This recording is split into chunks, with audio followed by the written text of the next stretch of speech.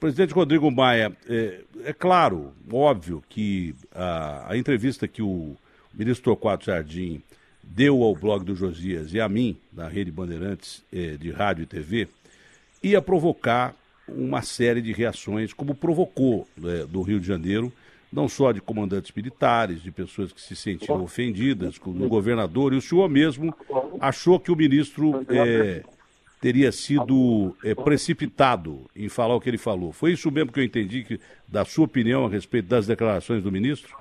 Olha, eu tenho maior admiração pelo ministro Torquato Jardim. Reconheço nele um quadro de grande qualidade na área de segurança, mas acho que a entrevista, assim, talvez tenha algum objetivo que a gente não conheça, e a gente está falando uma besteira. O diagnóstico dele, eu acho que está, não, infelizmente, eu acho que não é 100%, mas também não está completamente fora da realidade. Nós sabemos disso, né, doutor? Não adianta se enganar, entendeu? Então, o diagnóstico certo, parte da polícia está comprometida com tráfico de drogas, alguns batalhões talvez, acho que generalizou, mas é irrelevante se generalizou ou não, né? É irrelevante, mas o importante é a gente saber qual foi o objetivo. Foi uma entrevista tão importante, como que dados tão importantes que ele trouxe à sociedade, que a gente sabe que tem um trabalho que já começou em maio com os 3 ministérios, o Epigônios, SI, o Jungmann e o próprio Torquato, né? Depois a constituição do grupo do trabalho na PGR, né? Exatamente para fazer a investigação, uma força-tarefa no Rio. Tudo isso em conjunto estava chegando, olhando de fora, talvez a esse diagnóstico que ele chegou. Agora, o Rio de Janeiro, fora do diagnóstico, o Rio de Janeiro precisa das ações. Então, com esse diagnóstico, quais foram as ações propostas e preparadas pelo governo? Eu acho que é isso que, para mim, ainda não está conectando a entrevista de uma pessoa tão preparada como o Torquato com o outro lado. Então, a minha crítica foi só essa. Eu não estou aqui querendo passar a mão na cabeça de ninguém, defender ninguém. Acho que o diagnóstico talvez esteja uma parte correta, pelo que a gente tem de informação também, mas ele é o ministro da Justiça responsável pela política de segurança pública do Brasil.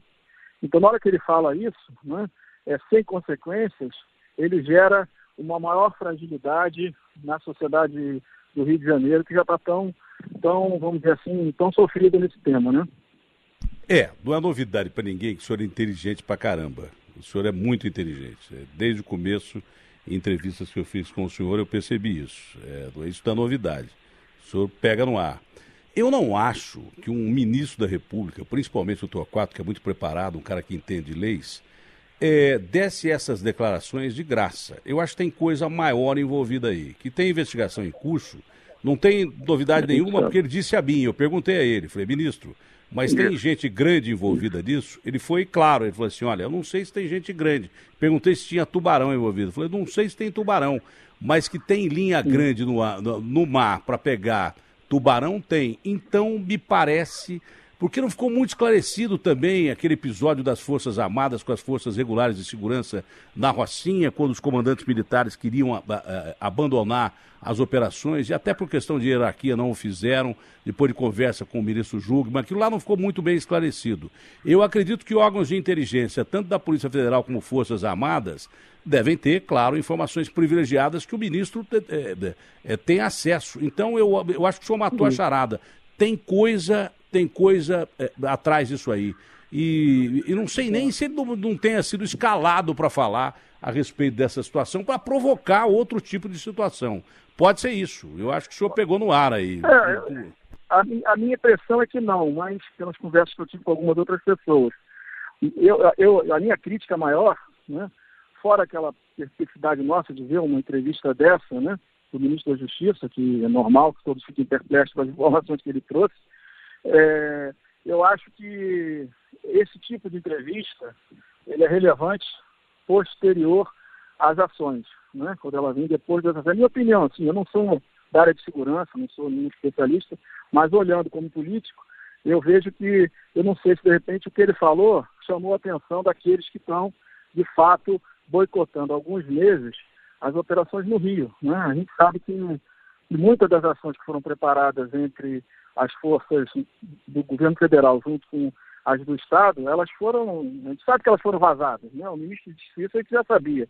Os resultados foram muito menores do que a gente imaginava. Talvez por isso tenha sido criado essa força-tarefa com a PGR, já que muitos estavam envolvidos em crimes federais, o que eles queriam descobrir quem de fato estava, vamos dizer assim, boicotando as ações da área de segurança pública do Estado e do governo federal. Agora, eu só não sei se a precipitação na entrevista tem alguma ação já, alguma coisa em ação, ou se de repente se alertou aqueles que estão de forma absurda boicotando as ações de segurança pública no nosso Estado, no Estado do Rio de Janeiro, no meu Estado.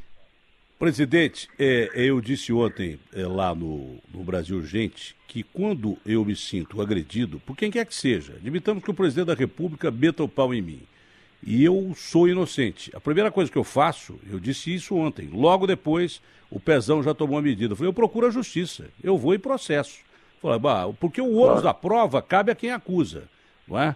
Então se generalizou e digo que todos os envolvidos aí, de uma forma generalizada, e parece que alguns comandantes militares vão fazer isso individualmente, vão procurar a justiça, que eu acho que esse é o caminho. Se você é acusado de qualquer coisa que você tem certeza que é inocente, você procura a justiça.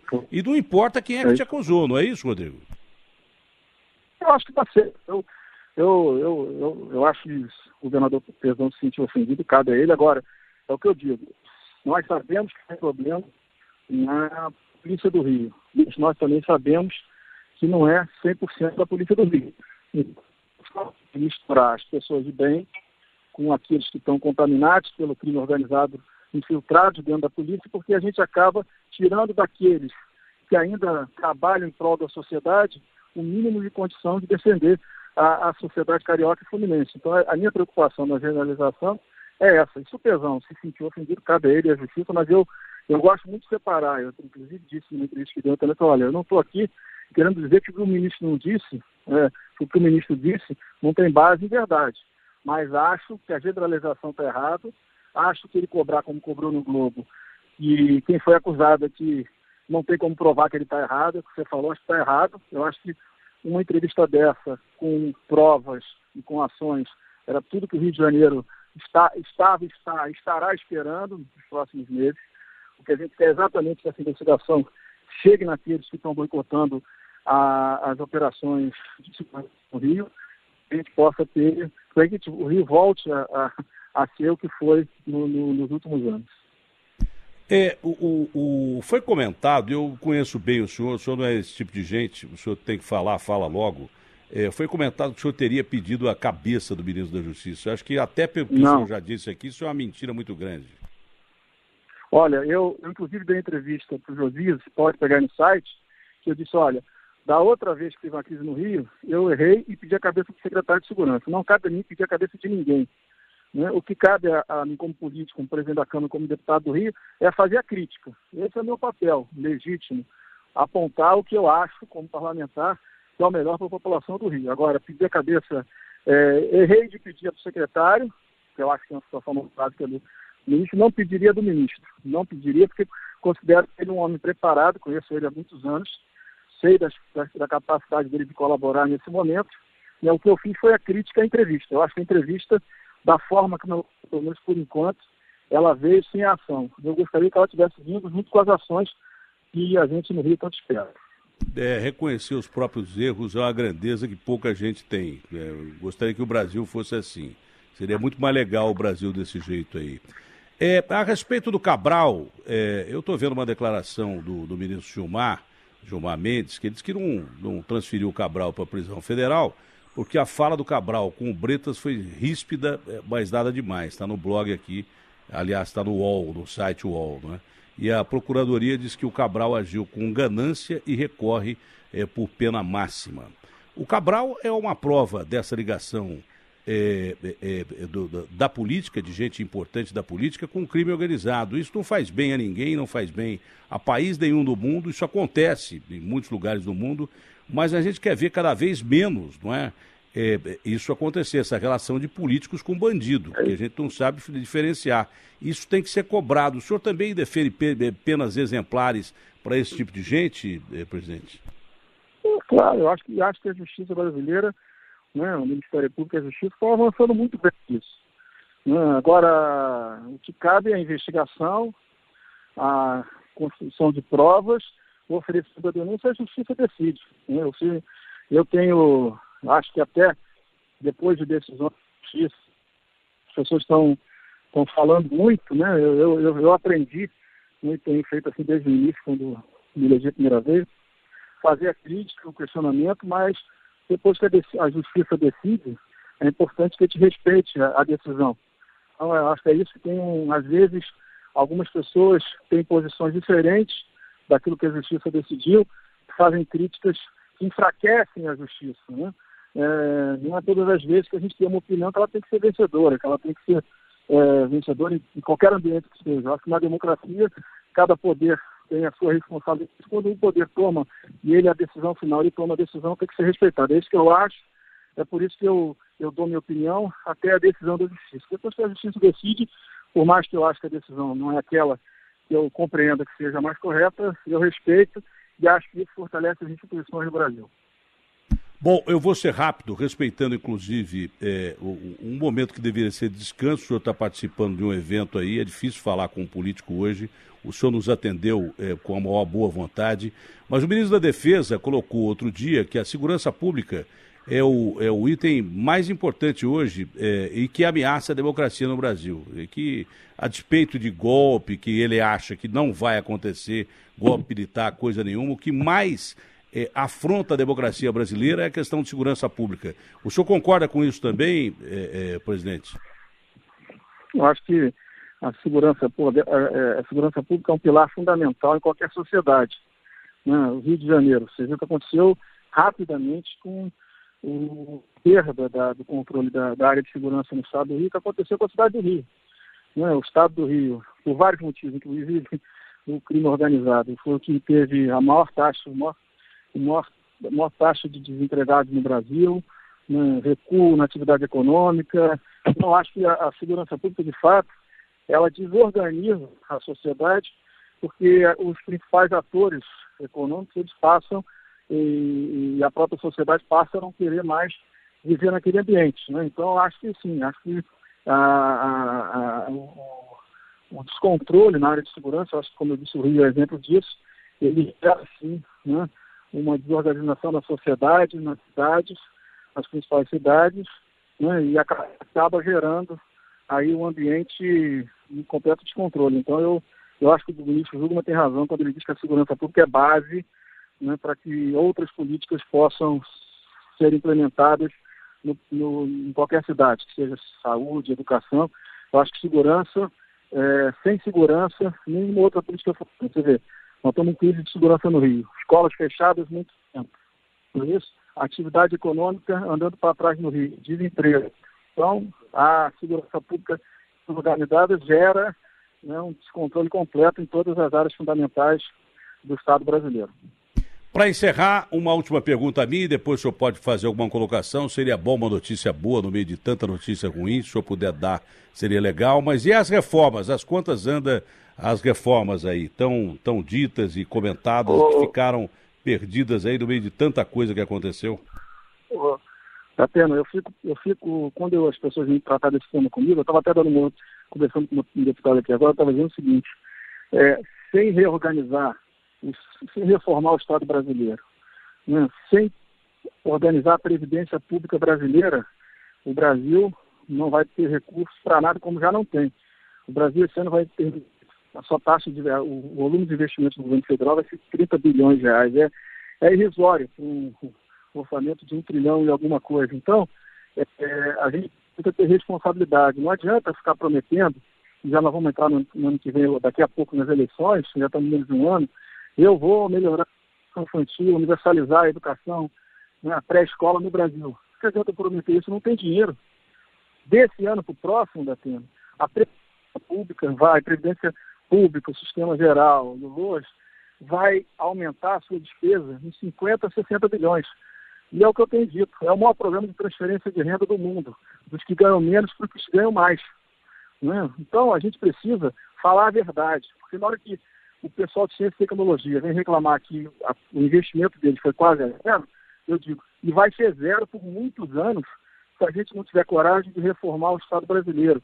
Se a Previdência brasileira não deixar de representar 60% de todos os gastos obrigatórios da União, e vai caminhar para 80% em 5, 6 anos, entendeu? Se a gente não fizer nada, a inflação que hoje está em 12% e está dando uma recuperação do poder de compra do brasileiro, é por isso que a economia está recuperando, a inflação pode voltar. E a inflação voltando, quem é que sai prejudicado? São os mais pobres. Então eu acho que se a gente não tiver coragem de falar a verdade, reformar o Estado, a gente vai estar entrando na eleição, a gente vem prometendo tudo aquilo que a gente sonha, mas a gente não vai poder cumprir nunca. São os investimentos nas áreas fundamentais de uma sociedade. Então eu sou defensor, continuo sendo da reforma da Previdência, porque, como eu disse, esse programa de transferência tira dos pobres e dá para os que ganham mais, né? Isso não é justo. Né? Você tem um sistema onde a Previdência já consome 60% dos gastos do governo e vai aumentar, e cada ano é mais 50, 60 bilhões, e a gente não tem R$1 milhão para atender um município na área de saúde, porque não tem mais dinheiro.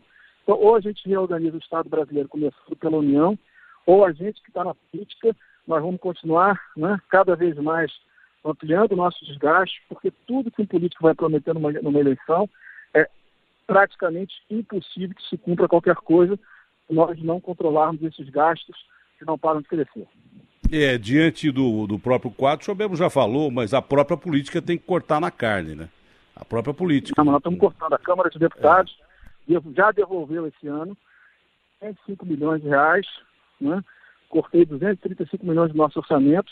Eu vendi a folha de pagamento. A Câmara vendeu a folha para o Banco do Brasil, para a Caixa, e devolveu 70 milhões de reais em cash para o governo. Eu espero até o final do ano conseguir economizar mais 150 milhões de reais. E vamos pensar para o futuro, sim, numa reorganização administrativa da casa, que é muito importante. Acho que as pessoas cobram, elas têm razão. Por exemplo, por que em vez de eu, no futuro, que agora não tenho condição, tiver que pensar quando aposentar os consultores legislativos, em vez de eu contratar novos consultores, novos concursos, por que eu não posso fazer um grande acordo, um grande convênio com as universidades públicas e as privadas com as melhores notas do Brasil? Por que a gente não pode... Meritocracia. Custo fixo, né? A gente, em vez de ter custo fixo com o servidor, claro que tem uma base que tem que ser, óbvio, não estou dizendo que não, que os servidores não são importantes, eles são sim, e são muito importantes para o Brasil.